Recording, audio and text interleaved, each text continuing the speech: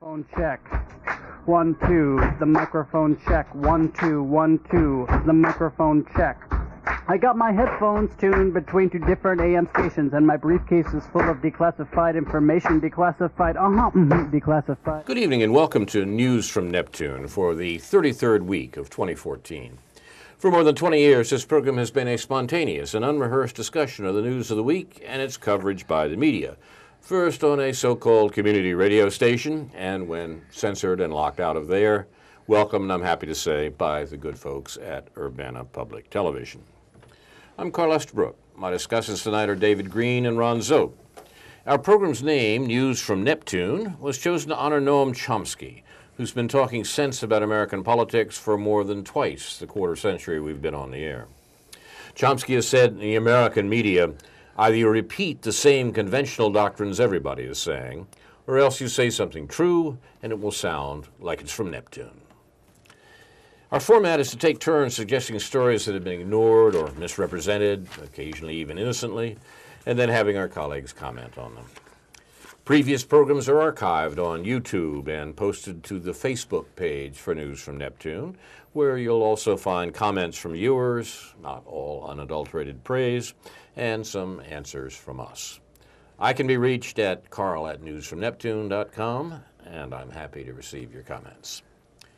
Today is August 15th. On this day in the year 636, almost 1400 years ago, there was a battle between the Empire and the Caliphate on what is now the Israel-Syria border. The parallel to today is interesting, but it can lead us to a lot of bad ideas. Let me explain. August 15th is the anniversary of the Battle of Yarmouk in AD 636, 4 years after the death of the Prophet, peace be upon him, of Islam.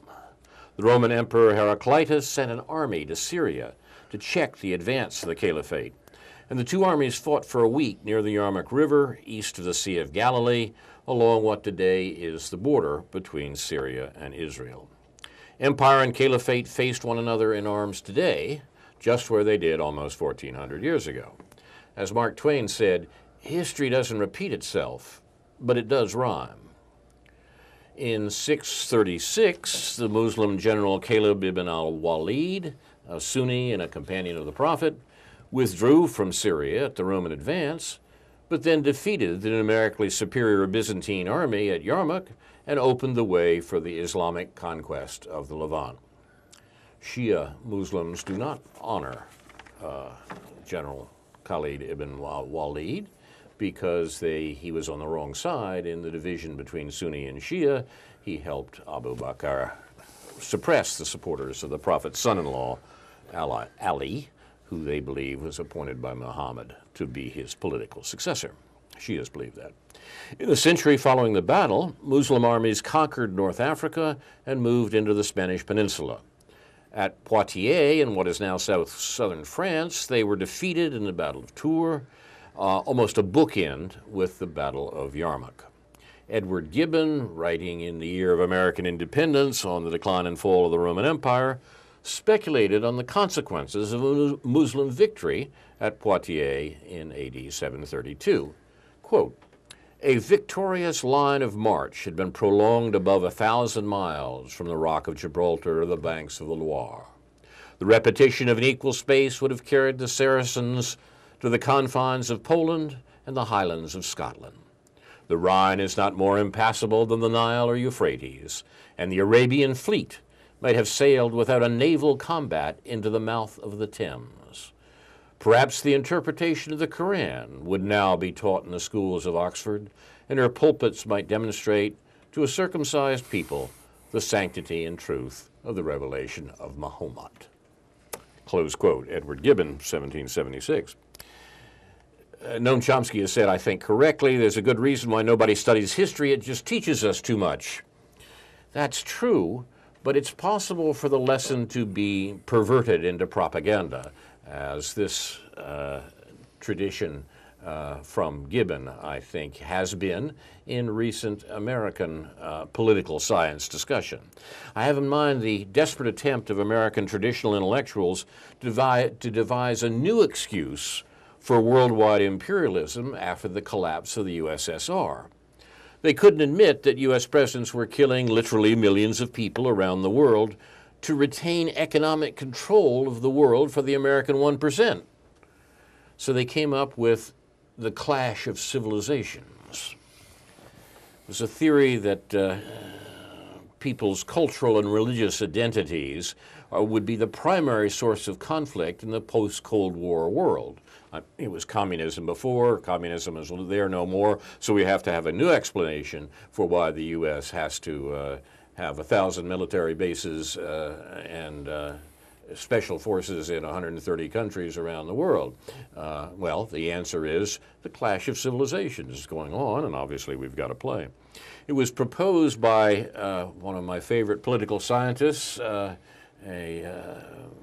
Samuel Mad Dog Huntington, the professor of science of government at Harvard. Chomsky makes fun of the science of government, as if there were such a thing, attached to Samuel Huntington's name, and I always thought the Mad Dog description was interesting. He was a particularly mild-mannered Harvard faculty member who was indeed the mouthpiece for some of the most vicious political activity by the American government during his career. He was in a 1992 lecture at the American Enterprise Institute, which was then developed into a foreign affairs article entitled The Clash of Civilizations. It was a response to his former student, Francis Fukuyama, and his book, The End of History and the Last Man, which actually had some heft to it. Huntington expanded his Clash of Civilizations thesis into a book that was very influential under that title. The Mad Dog explanation was, the Mad Dog name was explained in an editorial in The Nation in the late 80s. He was involved in a dispute with other Harvard academics on the political culture of the Vietnam War. He was not involved in the construction of the rationale for that as much as some of his colleagues were, but he did have a rationalization for the policy the U.S. was following in the Kennedy years, the policy called strategic hamlets. It was, in fact, a method of constructing concentration camps across South Vietnam to prevent the South Vietnamese population from lining up along with the revolution, as indeed they showed a distinct inclination to do. So this was constructed by various American academics, this rationale, and Samuel Mad Dog Huntington was a principal exponent of that, and went on to bigger and better things after the end of the Cold War in his account of the clash of civilizations, which justified what the U.S. was doing around the world. I think of the another example of the poets getting there first here, Eliot's line from Gerontion, "After such knowledge, what forgiveness? Think now. History has many cunning passages, contrived corridors and issues, deceives with whispering ambitions, guides us by vanities." R.I.P. Mad Dog. We might recall Chomsky's quoting of Gandhi's response to the question of what he thought about Western civilization. He's alleged to have said, "It would be a very good idea." So you're listening to News from Neptune, not the Clash of Civilizations edition, but the Western Civilization Would Be a Good Idea edition. And we'll start with Ron Szoke. Do you have anything on Huntington's clash with the mathematician Sergei Lang, who created quite a furor by attacking Huntington's formulations? He was trying to present things in a kind of pseudo-mathematical formulation using some symbols. And Lang pointed out, who's one of my favorite mathematicians, that it was utter nonsense. It was just pretentious garbage. But anyway, Sergei Another Lang. example that political science is to science as military music is to music, right? Yeah. And it was precisely the professor of science of government who was trying to give the scientific patina to his work that Chomsky objected to as well. So, yes. So Lang was at Columbia at the time and said some very interesting things about the Colombians who were resisting the Vietnam War.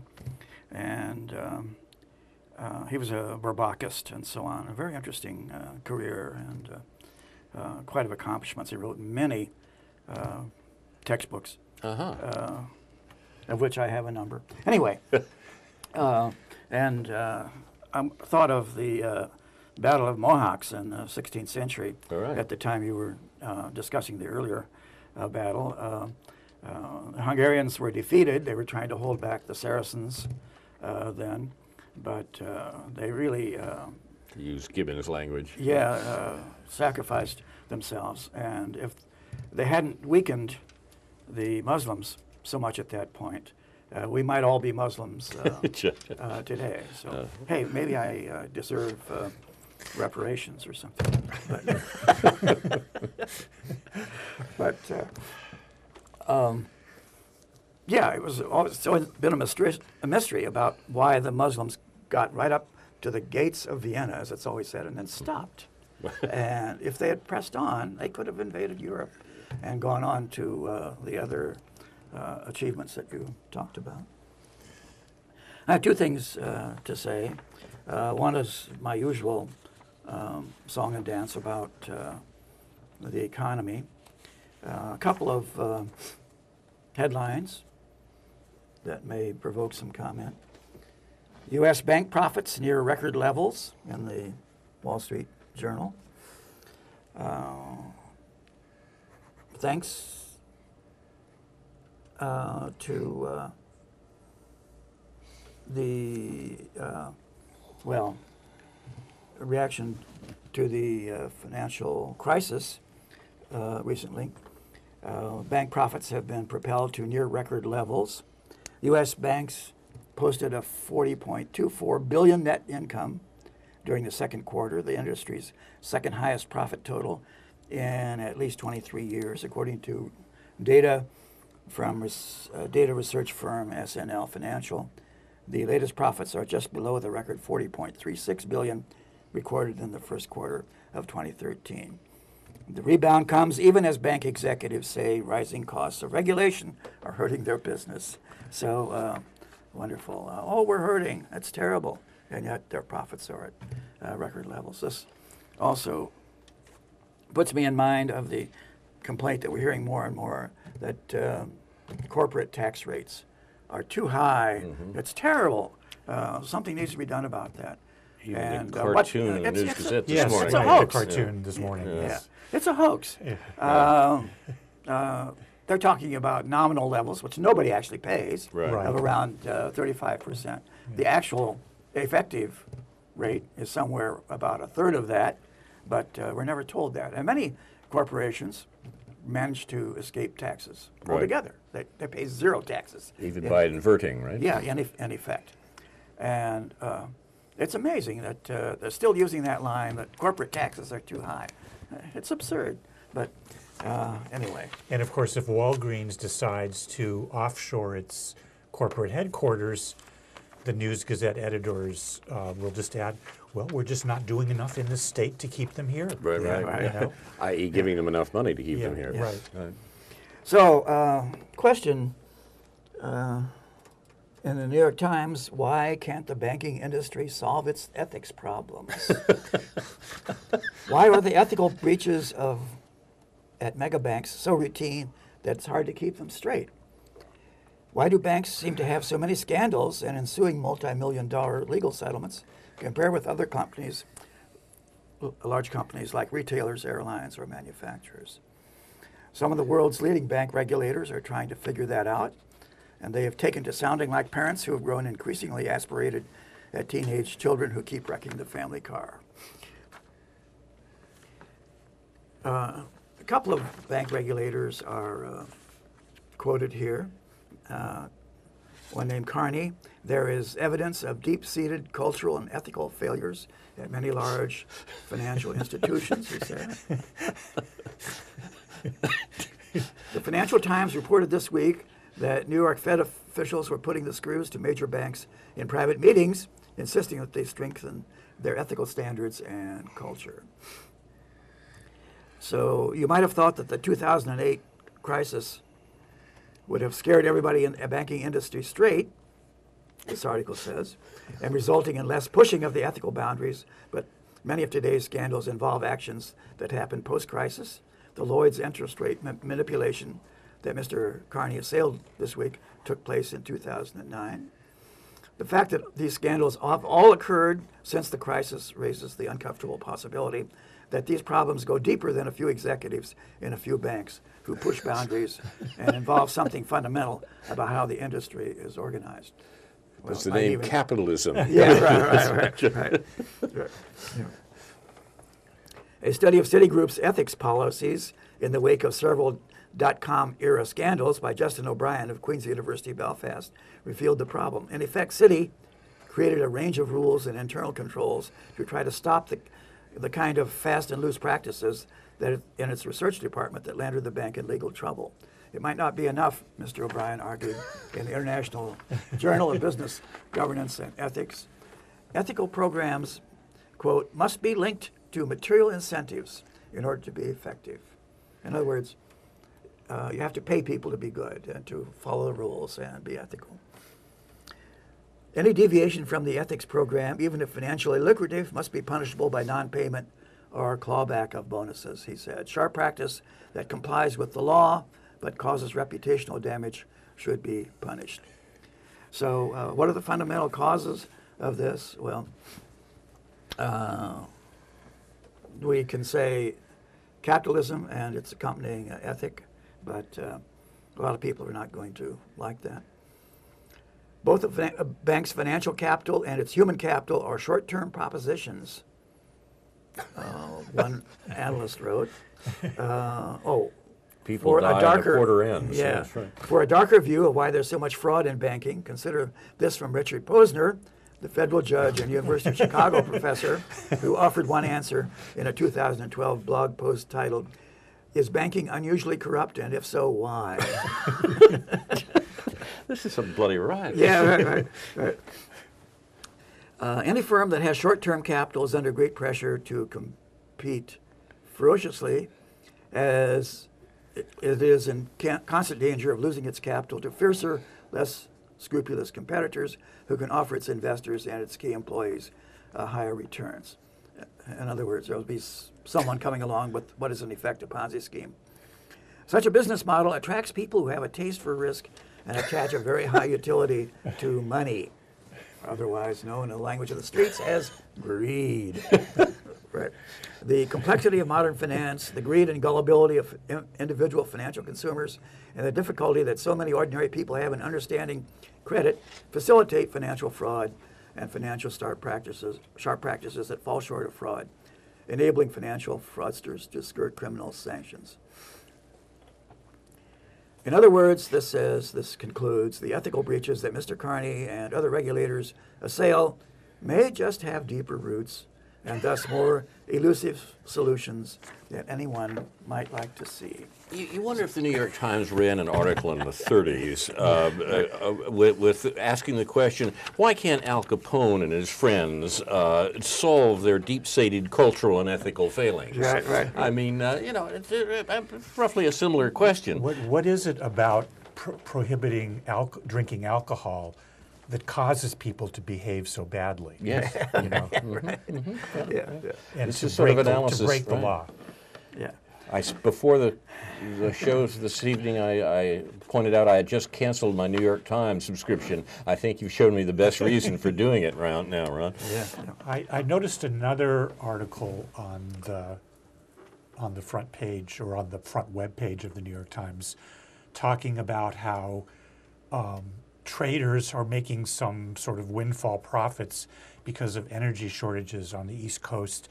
There's energy that goes back and forth between these companies and is bought and sold, assumingly in very split-second kinds of ways that, you know, a little bit gets raked off. It doesn't take very much. It might just be 0.01 cents per whatever.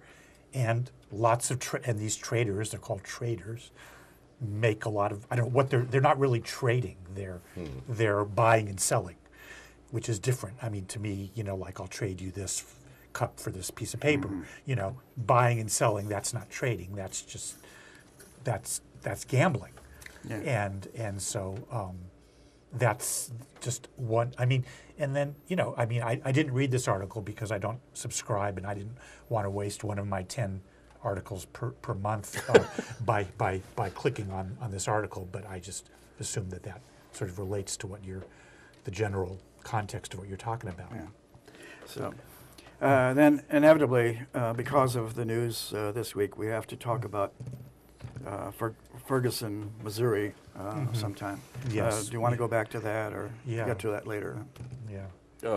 Your choice. You want to go on with this, David? Well, I just wanted to refer. I mean, this is, you know, I mean, I usually introduce, you know, economic topics on the program, and I've been reading the about, you know, on the flip side of this, while we speculate about what is it about these perverse incentives that causes people to behave perversely. And the sort of the flip side of that argument, the naivete, which contains all the same kind of sort of sociological and social science naivete, is that why are poor people poor? What can we do to lift people out of poverty?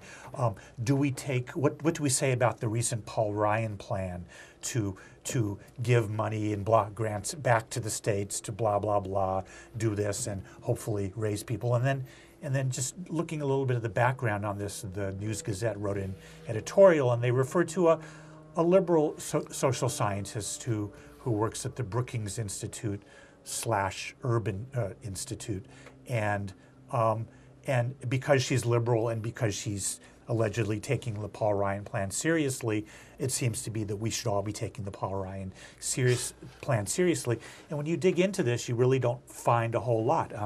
This is the woman named Isabel Sawhill, who was mentioned in this editorial, is well known in poverty research circles, has basically been sort of putting along the argument that if only poor people would graduate from high school, get a job, and get married, their chances of being poor would be much less.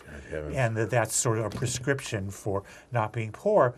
And this is presented in the same sort of straightforward, non-contextual, non-critical way that of these kind of articles. I wonder, you know, how can you keep rich people from being rich? Right. How can you keep poor people from being poor?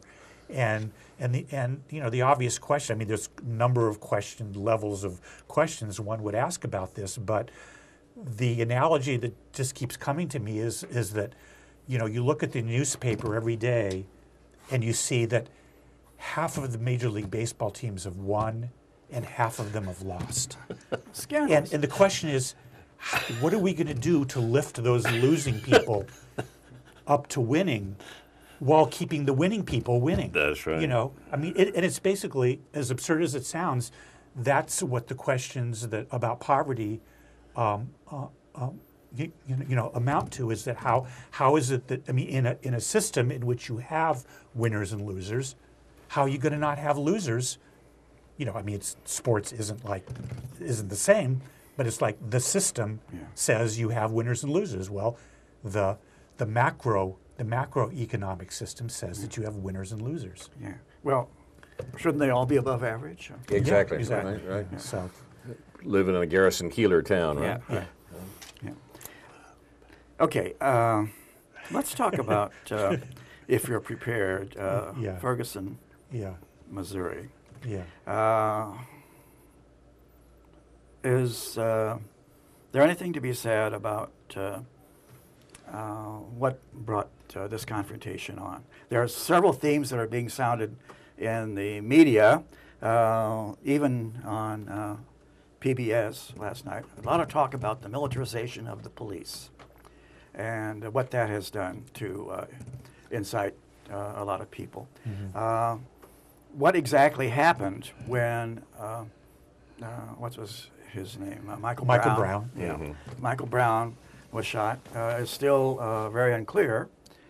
Finally, the policeman who shot him was identified by name today. A lot of people were demanding that. I don't understand why that was so important. But anyway, they still haven't told us how many shots were fired, which would be interesting.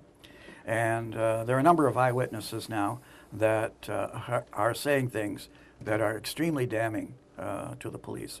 But anyway, the whole general background of this is a number of police forces now who are viewing themselves as military units. Right. It got started with the rise of the SWAT teams, apparently Special Weapons and Tactics, going all the way back to the war on drugs. And all kinds of equipment and special sophisticated weapons and so on were acquired. A lot of it for free from the Defense Department. And we've seen some of that locally. Then there was 9/11 and the big scare about terrorists and so on. And we've come to this stage now where a lot of local police forces across the country have all this equipment, tanks, armored personnel carriers, MRAPs,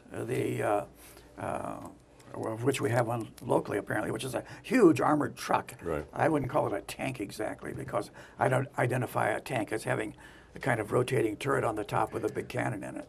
But it's pretty much the equivalent of that. It's hardened against landmines and bullets and bombs and all sorts of things. And why does a medium-sized Midwestern city like Champaign-Urbana have need for such equipment? Why did Ferguson, Missouri have a need for the hundreds of M16 assault rifles that they were given? The M16 is the military version of the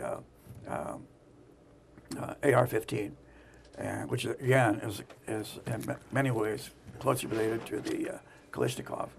But there's a whole story there that needs to come out. The militarization, not only of the local police, but of American life generally. Yes, And, exactly. Andrew Basovich has been writing about this for some time, going all the way back to the glorification of the military, all these great heroes, Right. and back to his approximately 2005 book, and the adulation that these military heroes supposedly deserve, and the popularity of the film Top Gun, and so on. What does it say about us that we've gone so far into this? Well, there's another theory that interests me about why the police adopt this kind of stance. And they've sometimes been referred to as one of the groups of dirty workers, that is, doing the dirty work of society in keeping the lower classes under control. And we need many, many people like that who will do the things that nice white-collar, middle, upper-class people like ourselves don't want to do, refuse to do. You can't really pay us enough to do them. So what do? They are the precariat, largely. People have precarious jobs, part-time. There's no job security, and they just drift from one situation to another. Well, wait a minute, Ron. I'm losing the thread of your argument here. You said there's no job security for police? There's no, or the people the police are policing? Well, it's a whole group of what I call, what has been called the precariat. But yeah, the police in some cases have unions, and which gives them job security, maybe too much job security. I'm going to say, police in America don't really fit the precariat in most cases. I mean, these are people with, as you suggest, more job security and better unions than most. I was talking about them as an aspect of the dirty workers. They're doing the things that need to go on, but nobody wants to see or to talk about, okay? Those things that are kind of kept hidden from us. And there are whole groups of people like that. Slaughterhouse workers, for example. People who eat meat don't want to see where it comes from. And the mass killing of cattle, hogs, and chickens that go on. I'm not sure about that equation, frankly. Yeah. And what else? I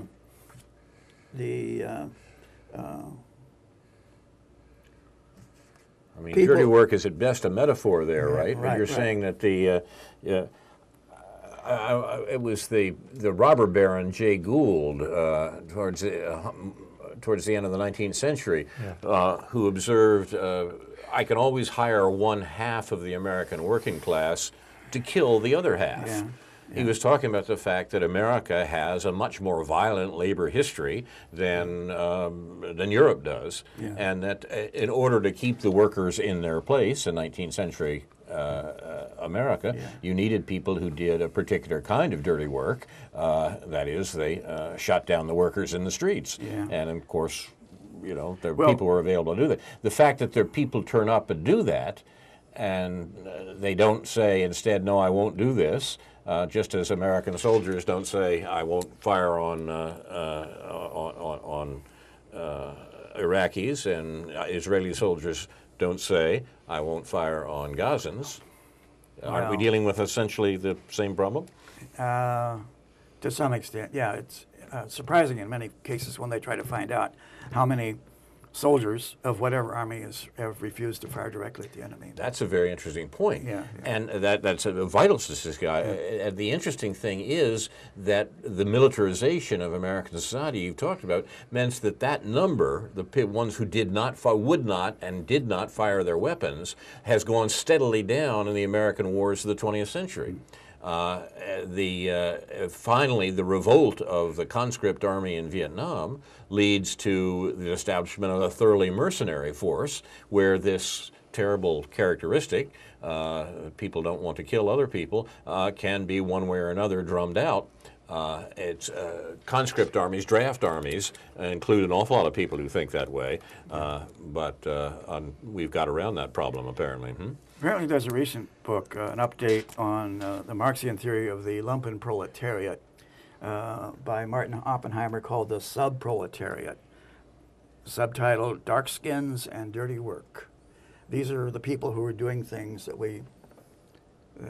need to be done, but for society to operate, but we don't want to know about.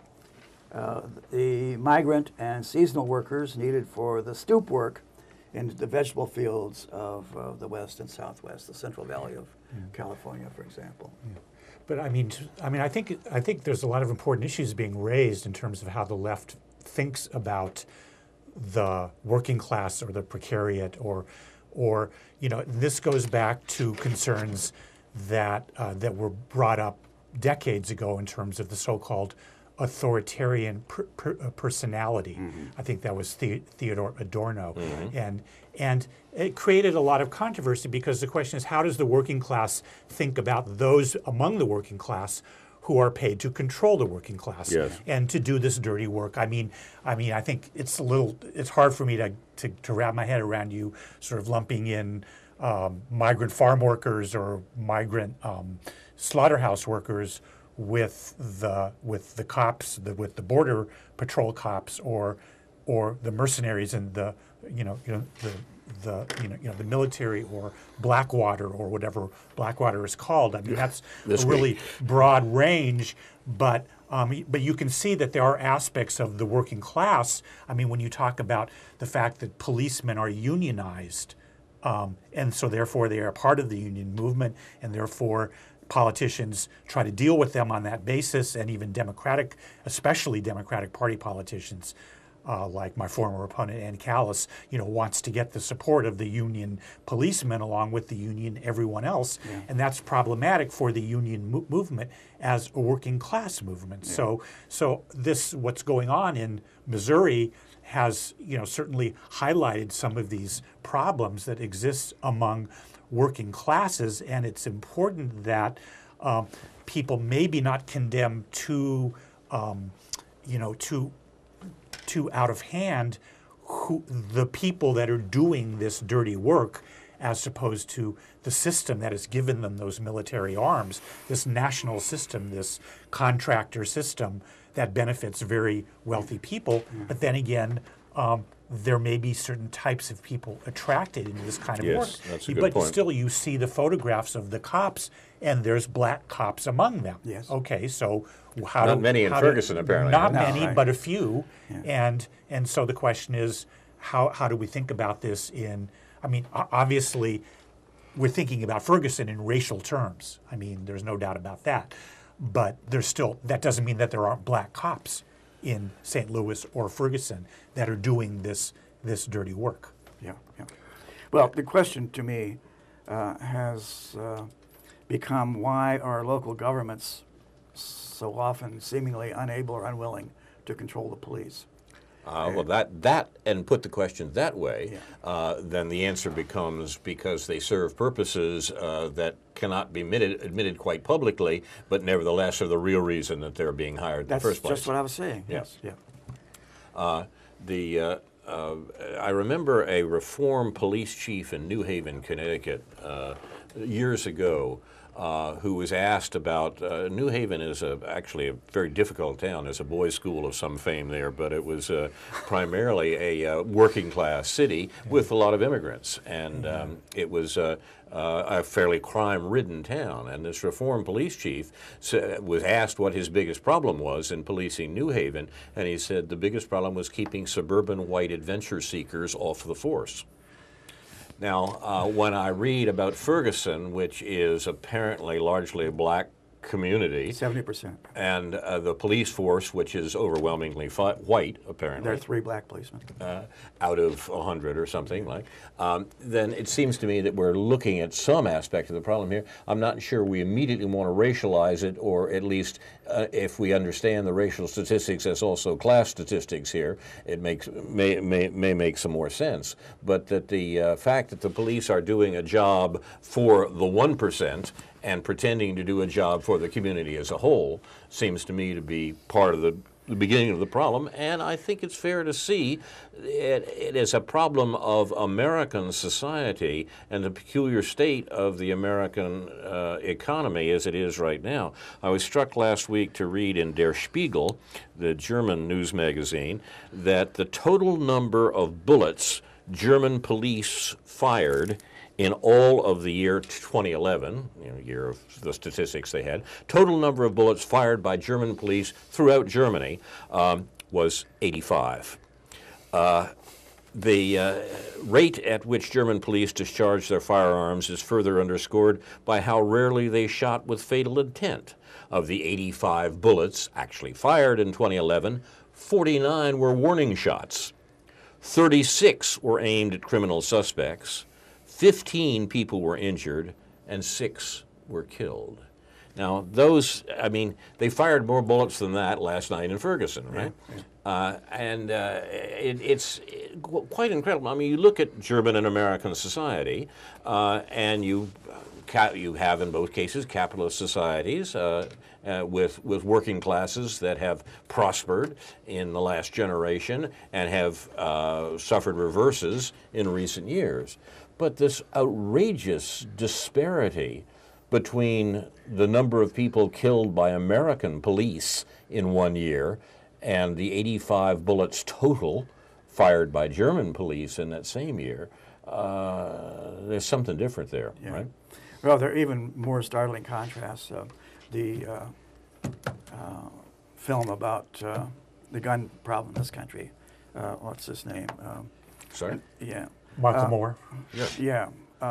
Difference between Detroit and Windsor, Ontario. There are just as many guns in Ontario, but the rate of gun ownership is apparently just as high. But the death rate from guns is far lower in Canada. Why is that? Just across the river. Across the river, right. Yeah. Mm-hmm.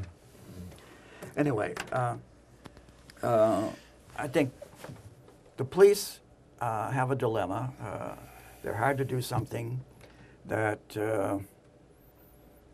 whether or not they want to do it or have an authoritarian personality, I'm not sure. That research has been very ambiguous. They're hired to do something. Maybe that's what we should concentrate on. Yeah, yeah. What are they in fact hired to do? Well, to keep order. Serve and protect? Or Well, yeah. Yeah. That's the dilemma that arises because they're looking more and more like an invading army. Yes, exactly. And they're dressed up as soldiers. They're in camouflage, and they're But that's mounting. not just because people have given them the wrong weapons, and it would be changed if we would give them some different Yeah, weapons. right, you right. know. All these things might be viewed as very superficial. You have to mention the drug war and all of this. You know, Yeah. you can't have a conversation like this without talking about the drug war, Right. the effect it's had on communities like that, the effect it's had on the militarization or the relationship that it has to the militarization. Well, it created this of policing phenomenon in this country.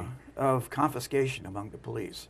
And part of the drug war is that local police departments Assets forfeiture. yeah, were given the right to confiscate everything from drug suspects, their car, their house, their bank accounts, and so on.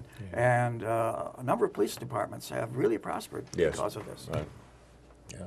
Particularly, yes, ex-urban and suburban and rural police departments have done very nicely out of this too, apparently. So, it seems to me that it's not properly approaching the problem simply to say, look at all these military weapons that they've got.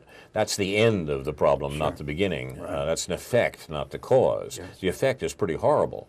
I mean, when Champaign-Urbana gets a tank because it's cheap, you know, there is something wrong going on here. But much more importantly is this question of social control. And the drug war itself was a way of social control. I mean, it was Anslinger, Harry Anslinger, the between the wars drug czar of the United States, who insisted that cannabis be called marijuana because it pointed out that Latinos were the ones who were bringing this dangerous drug into the country.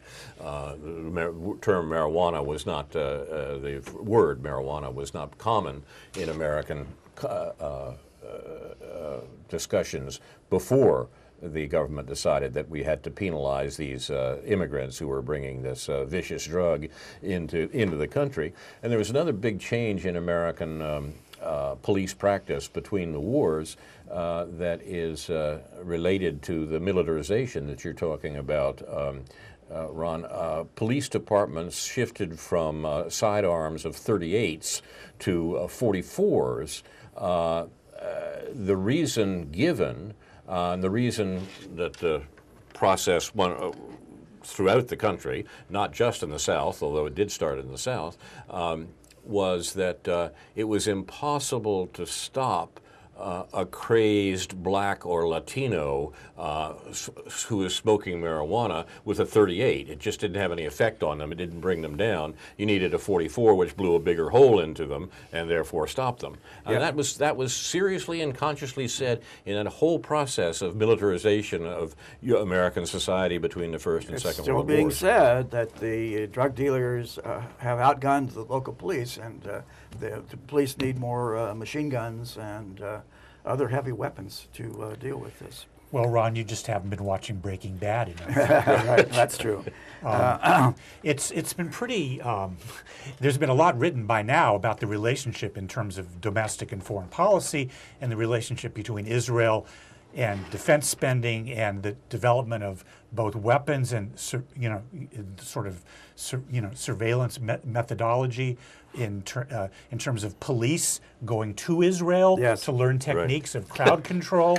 So there's a whole context of militarization and Gazification that's involved in this, and it's been argued very seriously and I think convincingly that what's going on in Gaza provides a model for what's going on in Ferguson, Missouri. That we've got to that has started to come out. Connect those dots. Yeah, a lot of these urban police departments, the big ones in St. Louis itself, not perhaps in Ferguson, have been trained by the Israelis. Didn't it come out the police chief of Ferguson had been to Israel on a training program on how to handle crowds? Yeah. I mean, this is. It's not just members of the problem political science department who go to Israel to learn their politics. The police themselves, who gets recruited, and their worldview, and so on.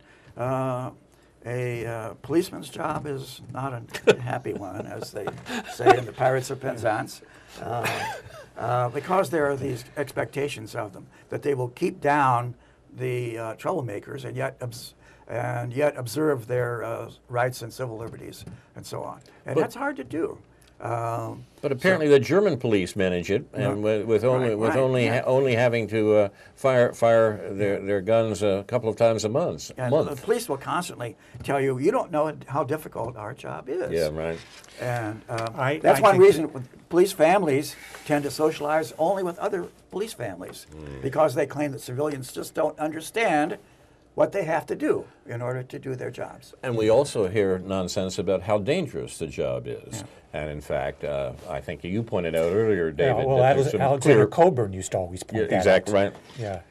So there are many occupations in the U.S. that are much more dangerous in terms of annual mortality rates or injury rates than being a policeman. Garbage men, for example. Exactly. Farming, a lot of them. Mining, certainly. Yeah.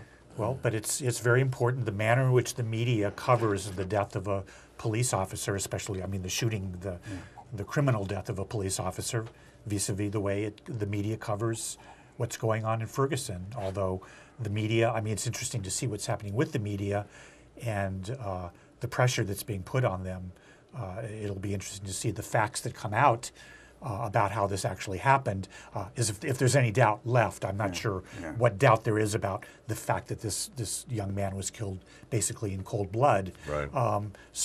But let's just wait at least to make absolute certain, But anyway. Yeah, and you'll start hearing that we can't impose any restraints on the police because it would hurt their morale. You'd be tying their hands. And making it impossible for them to I think we do what they need to do. I think we at least ought to vision a society in which police don't have to carry guns. Yes. I was just going to say the same thing. I think we ought to vision a world in which bombs are not being dropped, in which it's just international law outlaws, however you want to fight, you can't go up in airplanes and drop bombs on people. Okay? I mean, wouldn't that create a very different context within which conflict to take place? I know artillery are like bombs, and that's what's going on in Israel and in Ukraine and presumably other places. But still, just start with the idea that we've gotten so used to conducting our foreign policy by dropping bombs. How about if we figure out, as the saying keeps going around, based on what Henry Kissinger allegedly said about something not being a policy, or whatever about Putin, or hating Putin isn't a foreign policy. Well, dropping bombs ought not to be a foreign policy either. But like with policing, it's like you've got guns, you use them. We've got planes with bombs, so we use them. They're an effective way to control the world. They're not necessarily an effective way to even win, quote unquote, win wars. But we've got those and we use them, and we do control the world in a way. So, in a sense, in that way. An embargo on arms to Israel and an embargo on arms to American police departments. Disarm the police and do not send F-15s to Israel. This would seem to me to be a policy and a serious one, not one we should laugh at, because in some sense we're dealing with connected problems. And yet, even such a mild suggestion as a civilian review board for the police, or making them wear little TV cameras and so on, will meet enormous, furious resistance. Why is that? Well, and a civilian review board, too, it seems to me, there are the obvious problems with that we've seen all around, how, in fact, they're toothless and, and pointless, even when they are instituted, as in the city that we're sitting in right now. And at the same time, employee review boards at Kraft Foods down the street from the Urbana Police Department has no problem of firing a worker who is hurting the operation. Yet we seem to think that the policeman who is charged with malfeasance needs all the protections of the citizen against the government. This is nonsense. We're talking about employees, and if there's one thing we've got going in this country, as Ron was pointing out at the beginning of the hour, is a system for employees who have to do dirty work. They're easily fired. Well, yeah, the other thing that's going on is what happened to the gunman, the policeman in Ferguson. He, in effect, got a vacation with pay. Yep. And apparently the whole police force of Ferguson has been replaced by the state police, the highway patrol. Right. And are they all getting a vacation with pay now because of this? Sounds like a very perverse incentive to me. But And to see this as a peculiarly American problem seems to me not wrong. I mean, the other capitalist countries have the problem of controlling their working classes, controlling dissident workers, and so forth, and have various ways to do that, many of which aren't very pretty. But in America, it reaches extreme forms, as the comparison with the German situation points out. And at the beginning of the hour, Ron, you mentioned the militarization of American society through the 20th century. I think this really should be looked at. I've often thought that if someone who fell asleep in 1914 were suddenly to wake up and look around at America right now, one of the things that would strike him as strangest is precisely the militarization of the country. America on the eve of the First World War was a much more pacifist and a much more socialist society than we are a century later. Americans took for granted things that we would now see as madly leftist, and it has taken several generations through the 20th century to breed this out of Americans, to convince Americans that a heavily armed police force is necessary in a St. Louis suburbs, to convince Americans that our way of approaching the rest of the world is to bomb it. This does not come naturally, and it does not come naturally to Americans on the brink of the 20th century. The way that it does come naturally to Americans early in the 21st century should disturb us, I think. so we all need to learn, maybe teach in school, to say, hands up, don't shoot. Yeah, right. We've got another mantra there for use, perhaps, at other times and places. You're watching News from Neptune. We have a few minutes left. Final comments, David? Something else? Just, I was, just to sort of make a few comments about this issue of foreign policy come home to Champaign-Urbana to repress of course. academic discussion of the Israel-Palestine conflict. I guess I would sum it up by this way. I attended a meeting of the American Association of University Professors last May, in which the academic boycott of Israel was discussed by a couple of professors here. Robert Warrior, who was the person who hired Stephen Saleta to come here and then be disinvited from coming here by the chancellor or the board, or however you want to look at that. And then the other person arguing and opposed to a boycott was a law professor named Richard Ross. I wrote an article in the newspaper about that, just summarizing my views about that experience. And one of the things I said, not in that article, but when I responded to Professor Ross, I said, this campus has been under lockdown, under Zionist lockdown for quite some time. It seems to be very difficult to have any kind of conversation about what goes on in Israel and Palestine. And he was utterly flummoxed by my saying that. Like, where do I get that? And I just looked around the room, and there was Carrie Nelson sitting in the audience. And there were there was a young woman who's been hired to teach for several years, basically by the Israel lobby, to teach courses on the Israel-Palestine conflict. So I would just reiterate, in the wake of the affair of Stephen Saleta, I have an article up a few days ago on Mondoweiss, and there's been many other articles on Mondoweiss and a couple on Counterpunch about this, and it's a pretty blatant example of the denial of academic freedom, just the thing that was being discussed at this meeting in May, but now the shoe is on the other foot, and people like Carrie Nelson are no longer, not only are not protecting the academic freedom, was arguably the academic freedom to discuss this issue in substantive terms. I wish we could discuss the Israel-Palestine issue. I wish we could get to the point of discussing it in substantive terms instead of dancing around it by talking about the academic freedom in relation to boycotts, in relationship to university hiring. Let's talk about the issue itself. But still, the fact, the manner in which we're talking about the issue here and now, and the pressure that's been put on to unhire this man or to hire this man, it'll be interesting to see how this plays out in terms of the prospects for actually, in the wake of Gaza, raising the consciousness about this. Hasn't Nelson's line become, it's not a matter of academic freedom at all? Well, of course, that's the line that the university is taking.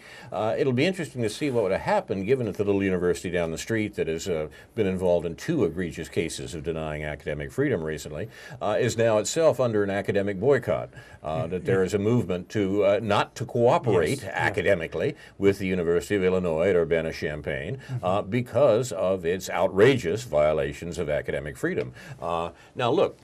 Outrageous violations of academic freedom are a feature of the American Academy, going back to the First World War, by the way, if you want. Some famous cases there. Those of us who are old enough to remember the war in Vietnam know that the war in Vietnam was accompanied by constant violations of academic freedom, and particularly in terms of hiring and promotion of people who had the wrong ideas about that war. That was erased sort of after the war, as suddenly a good number of American academics suddenly remembered that they had been opponents of the war during the war, even though they hadn't said much about it, and had sat by quietly while these sorts of expulsions and sanctions occurred in American faculties. Now, here we have it again going on right here in River City, and you know, what's to be done? Well, the first thing is that we should become aware of just how egregious these denials of academic freedom are, and maybe it means that we actually have to do something here in town. Stephen Saleta has said some very interesting things about the relationship between identification of Israel with all Jews and anti-Semitism and how all that plays out. His voice would be very, I didn't know anything about this man, and from what little I've read that he has written, he would be a much welcomed voice on this campus in relationship to what I call the Zionist lockdown. So it's particularly telling that he's being denied the opportunity to come here and teach, even in the Native American Studies Department, which also tells you something about how that somebody like him is being hired. In order to be hired, it's through that program. Right. It's only the Indians that are coming to the rescue of the Palestinians on this campus. You've been watching news from Neptune for the 33rd week of 2014. A Western civilization would be a good idea edition. And once again, it applies to our own institutions here. I'm Carl Estabrook. My discussants tonight have been David Green and Ron Szoke. Our thanks to UPTV, especially Jake, Jason, and Dan. Upcoming programs here on UPTV include Labor's Worldview, Sunday at 4, Progressive Voices, Monday 3 to 5, and on WRFU Radio, Living Simply on first Fridays at 8 a.m. with a familiar voice, our own Ron Szoke. Inshallah, we'll be back next week with a new edition of News from Neptune to remind you, in the words of Edward de Vere, what's past is prologue, what to come in yours and my discharge. In the meantime, confusion to our enemies, and a good night to you.